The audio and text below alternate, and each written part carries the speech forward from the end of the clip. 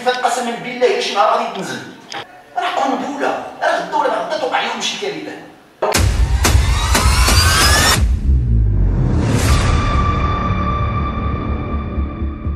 مسألة متعلقة بالحياة ديال الأشخاص. راه إلا بدينا نحسبوا غير شحال واحد مات في هذا الطريق بوحدها واحد 15 واحد. هذاك البابي شد فيه الماء تنفخ، سد لا سميتو، شد فيه التراب ولا بطال داكشي اللي كان. أول شي كيتشكاو بالك اللهم ما يديروش لينا كاع هادشي. البابي جميع الناس المتخصصين كيقولوا بأنه هذا البابي من النوع الرديء.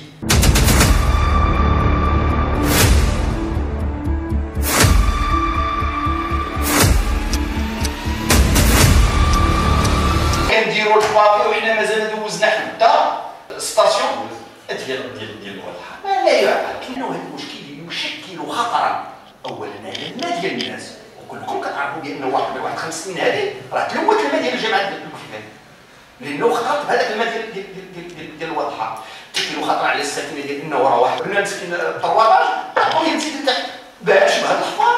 هذه الحفره فاش كتعمر اش كيوقع؟ التخويه.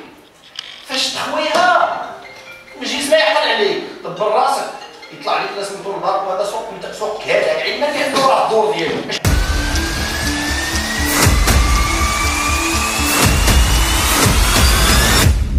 الجلسه الثانيه من الدوره ديال اكتوبر ديال جامعه الكفيفات، واللي كانت مخصصه للاسئله الكتابيه اللي كنا تقدمنا بها. يعني اليوم تجاوزنا السؤال ال50 لهذا المجلس، وكما قلت دائما الهدف ديالنا من خلال الاسئله الكتابيه الموجهه الى رئاسه المجلس هو تسليط الضوء على اكبر عدد ممكن من الاسئله ولا من المشاكل اللي كتعيشها المنطقه ديالنا. اليوم كانت 5 ديال الاسئله. سؤال مرتبط بالطريق ديال الموت، لانه عرفت مجموعه ديال الحوادث مميته عندنا في جامعه الكفيفات راحوا ضحيتها مجموعه ديال الشباب، وكان السبب المباشر هو واحد الطريق كنسموها بطريق الموت اللي هي في المدخل ديال جامعه الكفيفات. مع كامل الاسف ما فيهاش اضواء، ما فيهاش طريق، يعني كلها محفره، وبالتالي كتعرف مشاكل كبيره.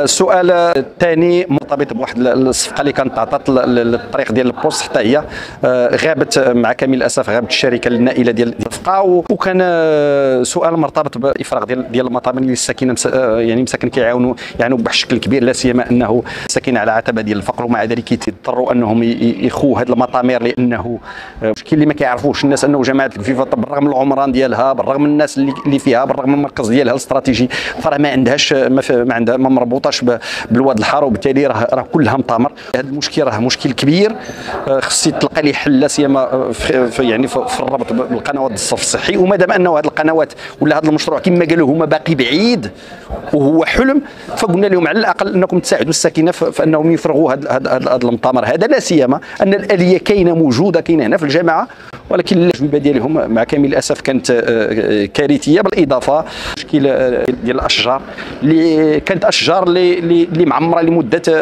اكثر من 30 سنه، جاوا حيدوها وداروا بافي بلاصتها. عقليه في الحقيقه ديال كما قلت ديال البني وديال البريك. مع كامل الاسف اليوم الحضور ديال الاغلبيه كانوا 5 ديال الاشخاص من اصل 24، وكان مشكل كبير هذا طرتو. مع كامل الاسف غياب ديال الرئيسه ولا النواب ديالها، مع كامل الاسف الاجوبه ما كتكونش كتابيه، كتكون شفويه، مع كامل الاسف التعاطي مع هذه الاسئله وكاننا عا بغينا نسولوا. اعتقد بانه اليوم اظهر بالملموس بانه المجلس الجماعي ديال جامعه الكفيفات يعني كما كيقولوا غادي في الخسران، ولكن مع ذلك حنا ما غاديش نتراجعوا. حنا عطينا لروسنا هزينا واحد المهمه ولا واحد الرساله من عند الساكنه ديال انه يعني نحاولوا انه نسلطوا الضوء على المشاكل ديالهم، نحاولوا انه يعني نقوموا بالدور ديالنا كمعارضه كما يلزم. ومن طبيعه الحال راه الساكنه هي اللي في اخر المطاف هي المبتدا وهي الخبر في العمليه كلها.